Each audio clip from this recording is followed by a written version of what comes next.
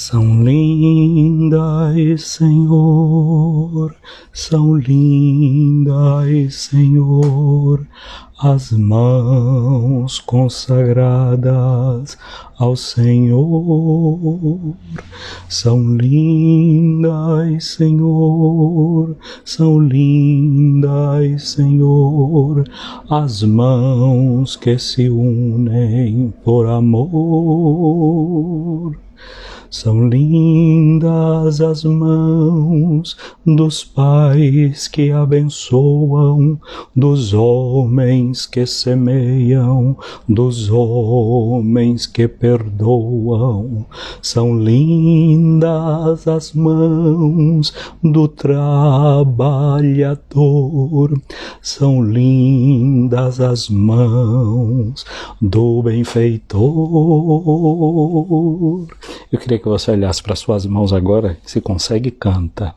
São lindas, Senhor, são lindas, Senhor, as mãos que se unem por amor. São lindas, Senhor, são lindas, Senhor, as mãos consagradas ao Senhor. São lindas as mãos do samaritano, do pródigo que volta, do Pai abençoando. São lindas as mãos de todo ser humano, lindas as mãos do publicano. São lindas, Senhor, são lindas, Senhor, as mãos consagradas ao Senhor. São lindas as mãos dos jovens que rezam, dos jovens que trabalham, dos padres que celebram. São lindas as mãos dos homens animados, lindas as mãos dos consagrados.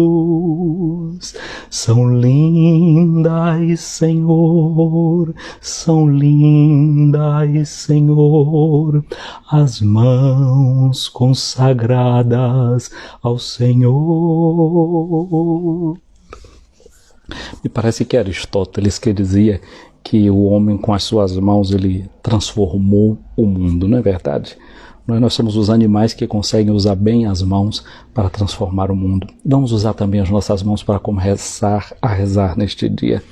Pelo sinal da Santa Cruz, livre-nos Deus, nosso Senhor, dos nossos inimigos. Em nome do Pai, e do Filho, e do Espírito Santo. Amém.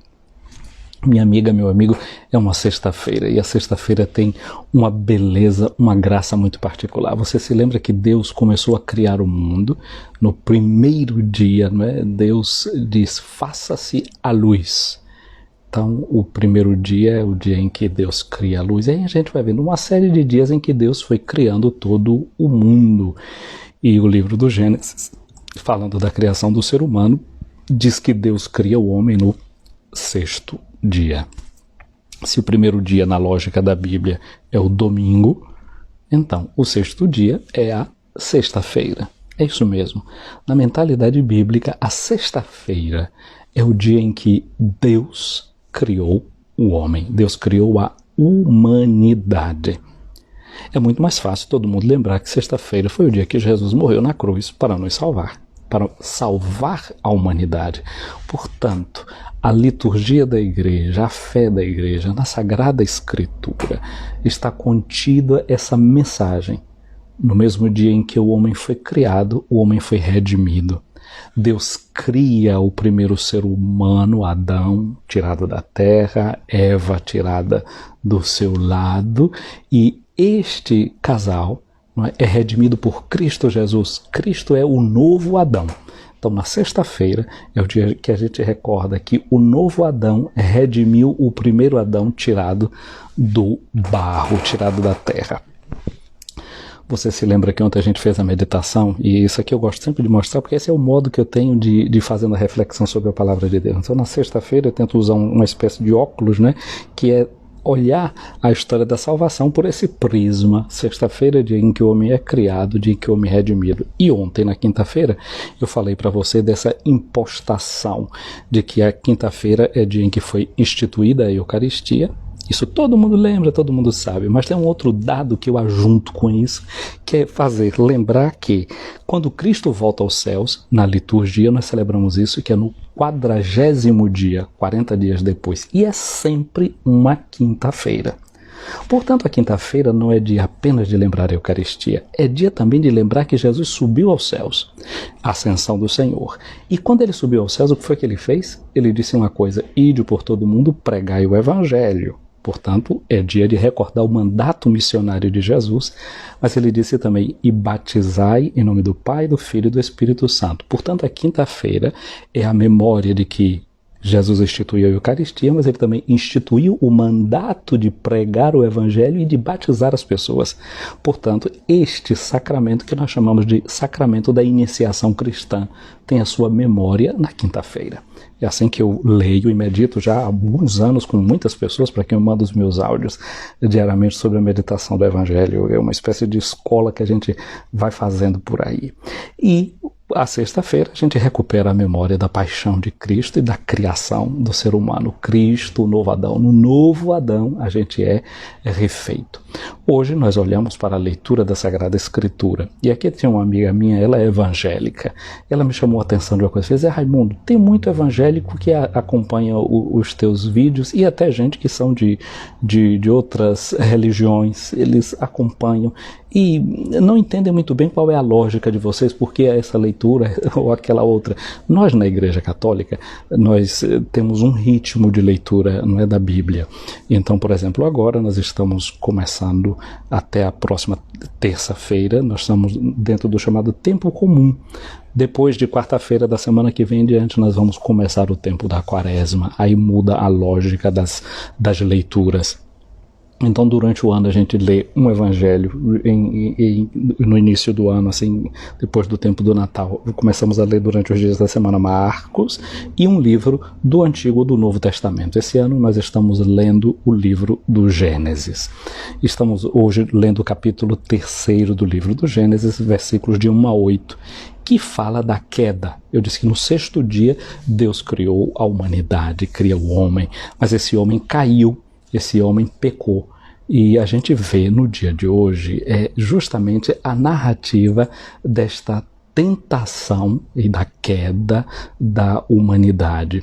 O livro do Gênesis diz que Deus tinha plantado esse jardim, que neste jardim estão presentes a mulher e o homem, e hoje a gente vê um outro elemento que entra nessa história, é que diz que tem uma serpente, a serpente que era o mais astuto de todos os animais do campo que o Senhor tinha feito. O povo de Israel vivia ao lado, por exemplo, dos cananeus, e para a religião cananeia, a serpente era um animal que era tido, não é, como uma espécie de Deus também para ele, era uma forma idolátrica de se relacionar com ele. Portanto, então, tem um recado aqui contido para o povo de Israel, que essas religiões vizinhas, elas carregam também um potencial de desviar o povo de Deus. Eles precisam estar atentos com todas essas mensagens, com todas essas comunicações que podem vir do mundo estrangeiro. É um pouco aquele medo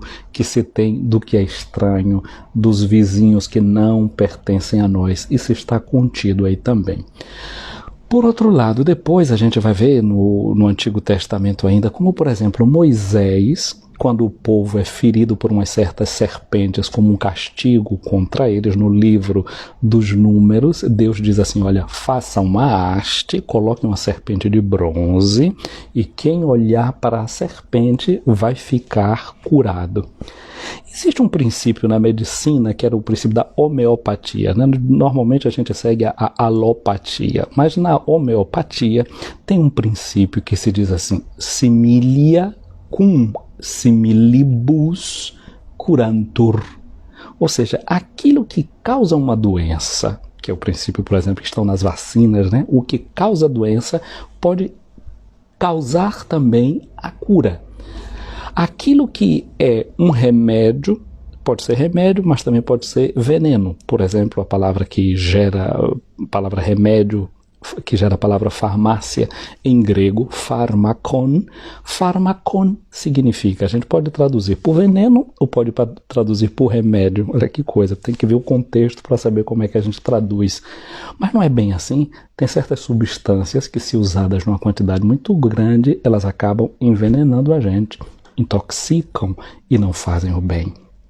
Então, estas religiões, esses contatos com os povos estrangeiros, depois o povo de Deus pode ver também que pode ser um caminho de cura. E o próprio Jesus vai dizer assim, assim como Moisés levantou no deserto a serpente, assim também o Filho do Homem será elevado.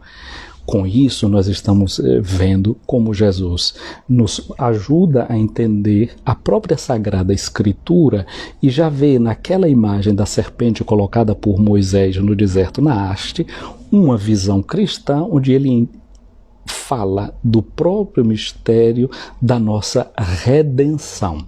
Então Jesus é aquele que entra em contato com a humanidade para redimi-la. Mas voltemos para essa história do livro do Gênesis de hoje, que é dessa mulher que recebe esta visita dessa serpente que diz para ela, faz uma pergunta, é verdade que Deus proibiu a vocês comerem do fruto das árvores que tem aqui no jardim? E a mulher vai dizer, dos frutos das árvores do jardim nós podemos comer, mas do fruto da árvore que está no meio do jardim, Deus disse que a gente não podia comer não. A serpente então disse à mulher, vocês, porque disse, não é, que se comesse morreria, e a serpente disse, não é verdade, se vocês comerem vocês não vão morrer não, mas Deus sabe que no dia em que comerdes deste fruto, vossos olhos se abrirão e vós sereis como deuses, conhecedores do bem e do mal. Aqui está instilada essa presença e essa tendência humana, não é, de querer se divinizar, de querer chegar ao lugar de Deus. O que acontece é que, de fato, o sonho e o projeto de Deus é o projeto da nossa santificação, aquilo que os padres antigos chamavam de deificação, divinização do ser humano. Porém, o caminho pelo qual Deus propõe isso é um caminho diverso desse do tentador. Porque aqui é como se o homem vai pela sua força, com a sua mão, agarra no fruto e come. O projeto de Deus era esse projeto de descida até o mundo, de assumir a nossa humanidade e nos transmitir em Cristo a sua divindade, que é o que acontece comigo, com você, na graça e no dom do nosso batismo. Deus de fato nos torna suas filhas, seus filhos. Recebemos esse dom que o tentador queria que a gente usurpasse, quase como que um direito nosso e como instilando uma ameaça. No fundo, o texto aqui nos fala desta situação do ser humano que teme a Deus, que vê Deus como seu concorrente, não como alguém que o ama, que lhe quer bem, que queira o seu progresso, que queira a sua grande conquista. A mulher, vendo aquele fruto que a serpente propõe, vê que aquilo era muito bom para os olhos e desejava possuir o conhecimento, ela colheu o fruto. Comecei cantando hoje, né? São lindas as mãos. Essas mãos que são lindas e que fazem tantas coisas boas, essas mãos também são mãos que roubam o fruto que Deus disse que não deveríamos tocar. Aí a mulher agarra nesse fruto, comeu e deu também ao marido que estava com ela e ele comeu. E os olhos dos dois se abrem e eles percebem que eles estavam nus. Antes nós vimos que eles estavam nus, mas não sentiam vergonha. Agora eles reconhecem a nudez deles, reconhecem a fragilidade deles, mas têm vergonha. Quando eu era um seminarista adolescente ainda, eu devia ter 17 anos, o bispo da minha diocese, que tinha sido meu reitor no seminário, foi como bispo coadjutor de Bom Jesus da Lapa, no interior da Bahia, e voltou um ano depois como nosso bispo.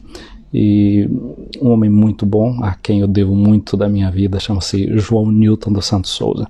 E ele me deu um livrinho para ler de um padre jesuíta, John Powell. E o livro se chamava Por que Tenho Medo de Lhe Dizer Quem Sou? Marcou minha vida esse livro.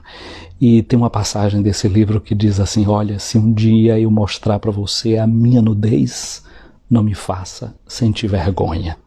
Como é bonito quando a gente pode, não é, assumir a fragilidade da gente sem sentir vergonha da nossa pequenez, sem sentir vergonha das nossas quedas, sem sentir vergonha. É bom estar diante de olhos que não nos fazem envergonhar. Mas o ser humano, porque transgrediu uma lei, é ele que carrega em si mesmo esta vergonha fundamental. Então, eles, vindo que estavam nus, teceram para si tangas com folhas de figueira. Você já viu que Padre Zezinho tem uma música que diz assim, né? No meu telônio jogando a rede, sob a figueira a caminhar, porque lembra aquele episódio de Nicodemos, não é? Que de Natanael, de Natanael, que foi visto por Jesus quando Jesus disse para ele: eu te vi quando você ainda estava debaixo da figueira.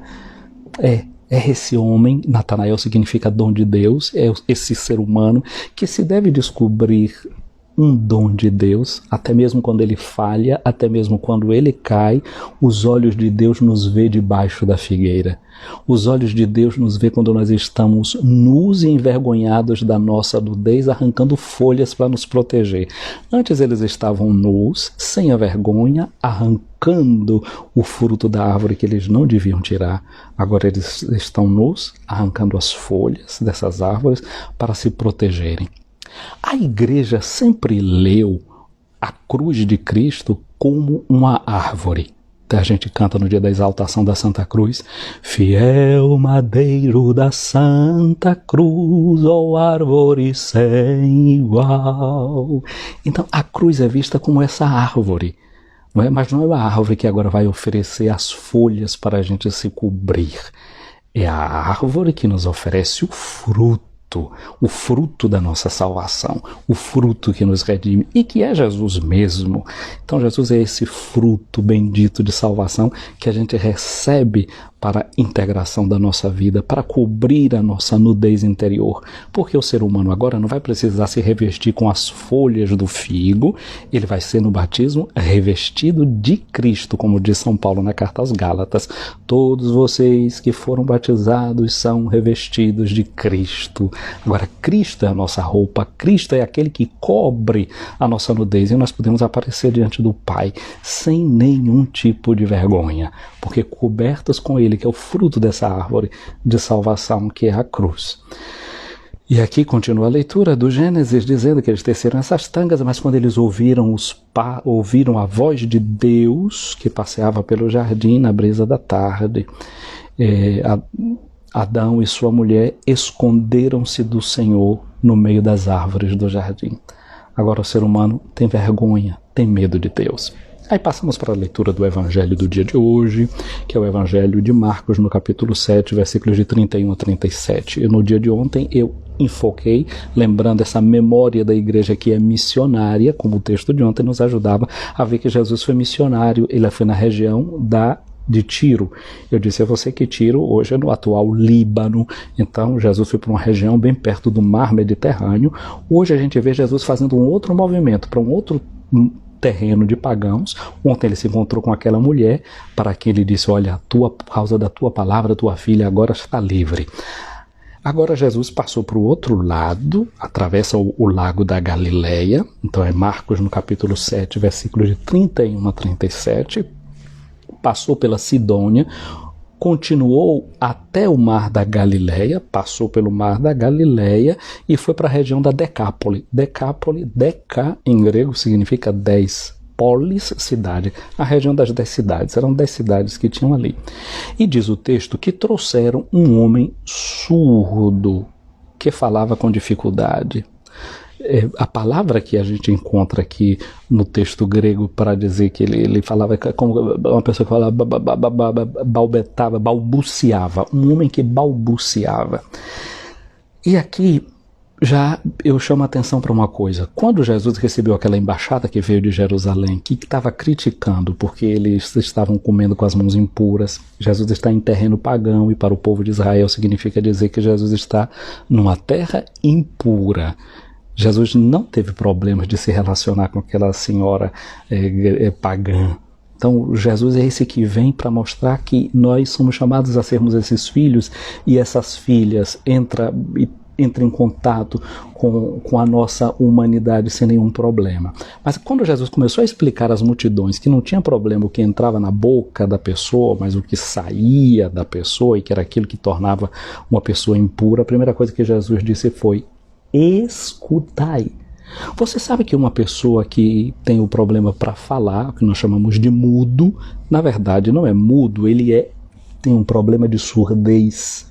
E porque ele não ouve, é que ele não consegue falar. No rito do batismo existe um gesto que é feito depois que a pessoa é batizada e recuperado desse evangelho de hoje, em que o padre toca no ouvido da pessoa que foi batizada, justamente para mostrar que o ser humano é esse que Deus abre em Jesus para poder escutar a sua palavra. E depois que a gente escuta essa palavra, a gente pode se tornar missionárias e missionários, a gente pode falar em nome de Deus. E hoje eu queria pensar na igreja que usa de todos os meios para poder falar. Eu penso aqui, por exemplo, eu tenho uma amiga aí na região de Piracicaba, Dalva, um abraço para você. Dalva acompanha sempre os nossos áudios de cada dia e os nossos vídeos. E a Dalva foi uma das pessoas que me disse que eu deveria insistir no canal YouTube, o canal Boa Notícia. Se você não está inscrito nesse canal, vá lá e se inscreva. E insistiu no falar aqui pelo Instagram, porque ela me disse uma coisa, sabe, as pessoas que têm deficiência auditiva, elas vão ler os teus lábios. Se tu só mandas áudio, eles não vão te entender. E eu, como não sei falar a língua dos sinais, então eles vão ler os teus lábios e a tua mensagem vai chegar para essas pessoas. Eu penso, quando eu estive na Alemanha como missionário, eu trabalhei no prédio onde estava o meu escritório, o escritório da comunidade.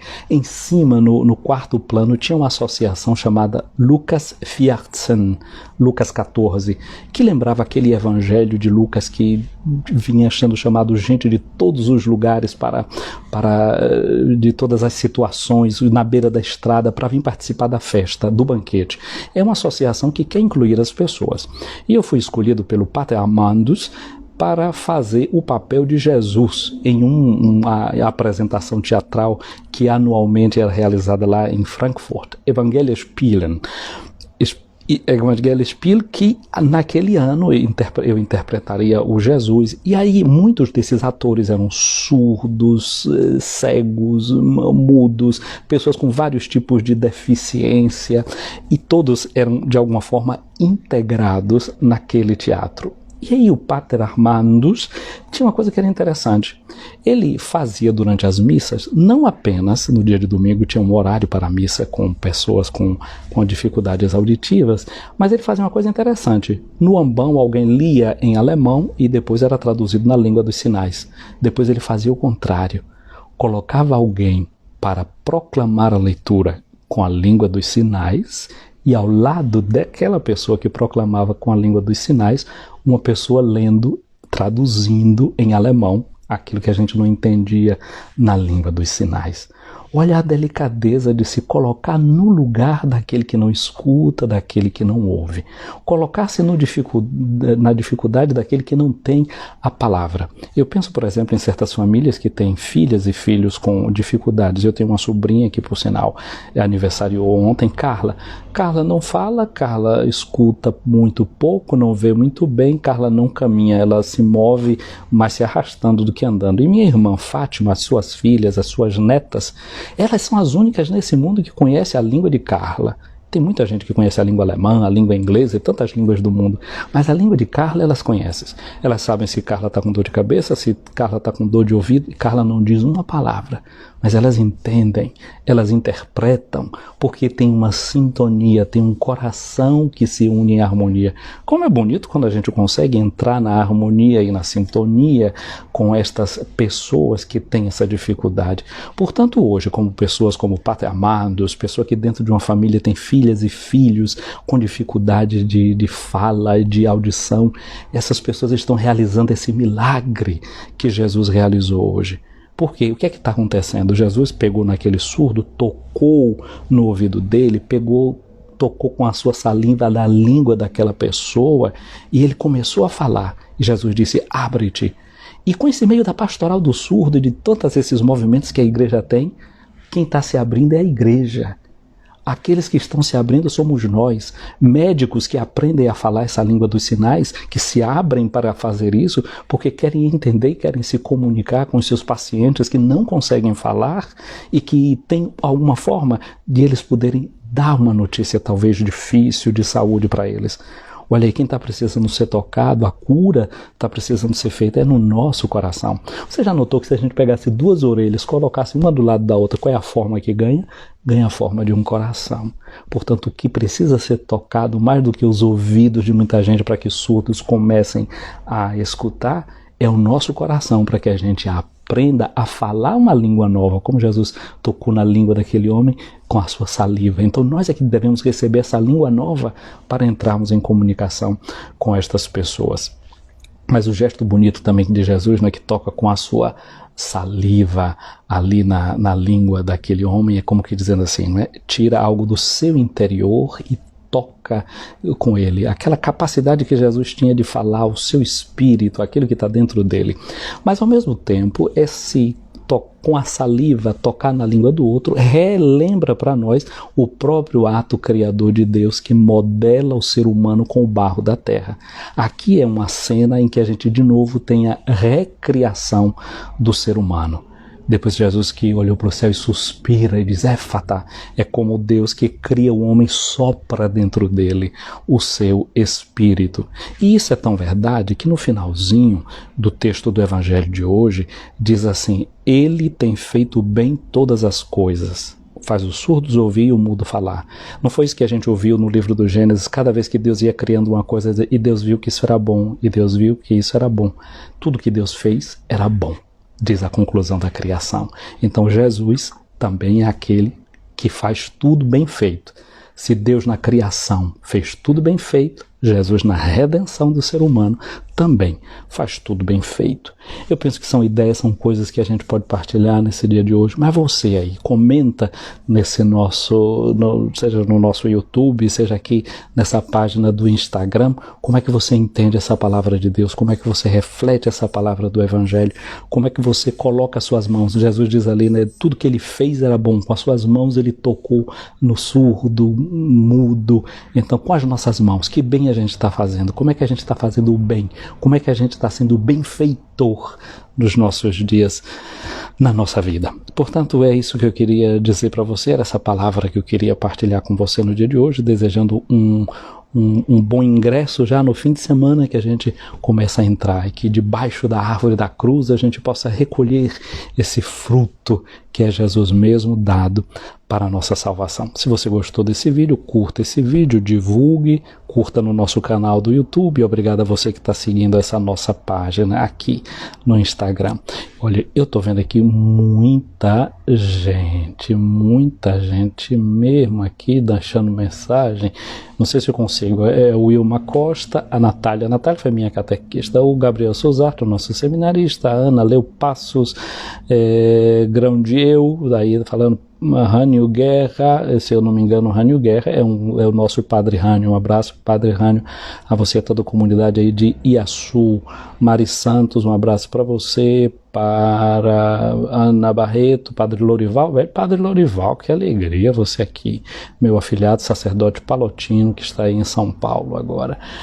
Marilene Sampaio, um abraço grande para Rosângela também, para Dinéa, para Rosa Santos, para Caio aqui também, para Rose aí em Amargosa, um abraço, Rose, para você, para Eliane, sempre ali por Amargosa, para Maria Dalva, para Vera Lúcia, um abraço para você, Antônia Fonseca, a nossa Coelho Leitores aqui, um abraço para você, Rosa Pimenta, um abraço, Rosinha, como é que tá? Tudo bem?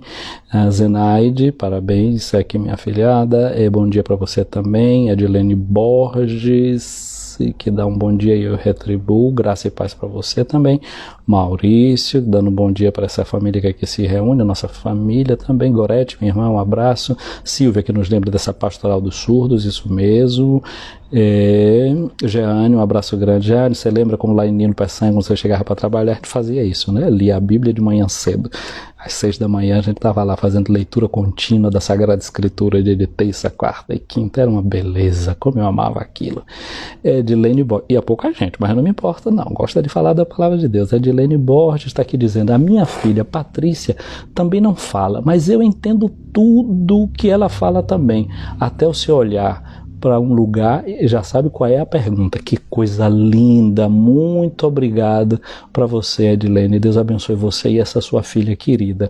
A Natália, um abraço grande aqui, ela deixou essa mensagem, Bahia Digital, abraço, linguagem do coração, diz Rose. Jacinta está dizendo aqui, Deus te abençoe, obrigado, manhã, Deus abençoe a senhora também. Pois bem, Joseane aqui, bom dia, bom poder te ouvir, bom para mim ter vocês aqui, não é? Poder conversar com vocês. Lúcia, um abraço grande para você. Padre Benedito, um abraço, meu querido. Zenaide, aqui, pronto, aqui eu já vi que daqui para trás eu não consigo mais. Tá bom, gente querida, um abraço grande, bom dia para vocês, tomei demais o tempo de vocês, prometo que amanhã vai ser bem mais curto. A bênção de Deus Todo-Poderoso, o Pai, o Filho e o Espírito Santo. Amém. E agora deixa eu voltar aqui para o computador, deixa eu voltar para os estudos. E vocês que acompanharam o vídeo, reze para que Deus mande luz e inspiração para a gente continuar o que tem que fazer aqui. Tchau, tchau.